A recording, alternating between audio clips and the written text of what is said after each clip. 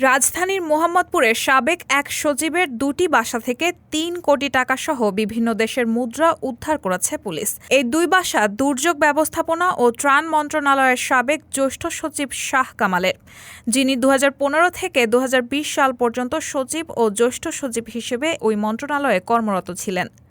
ডিএমপির সংবাদ মাধ্যম ও জনসংযোগ বিভাগের অতিরিক্ত উপকমিশনার ওবায়দুল রহমান বলেন, শুক্রবার সন্ধ্যায় মোহাম্মদপুর থানাধীন বাবর রোডের এফ ব্লকের ২ ভবনের ২টি ফ্ল্যাটে অভিযান চালিয়ে বিপুল পরিমাণ এই অর্থ উদ্ধার করা হয়।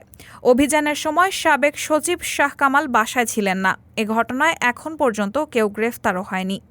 বাসা দুটি থেকে উদ্ধার করা অর্থের মধ্যে নগদ টাকার পরিমাণ প্রায় ৩ কোটি ১ লাখ টাকা, বিদেশি মুদ্রা ১০ লাখ টাকা সমমূল্যের। বিদেশি মুদ্রার মধ্যে ৩,০০০ মার্কিন ডলার, ১,৩২০ মালয়েশিয়ান রিঙ্গিত, ২,৯৬৯ সৌদি রিয়াল, ৪,১২২ সিঙ্গাপুরি ডলার, ১,৯১৫ অস্ট্রেলিয়ান ডলার, ৩৫,০০০ দক্ষিণ কোরিয়ান ইয়ান ও ১৯৯ চাইনিজ ইয়ান।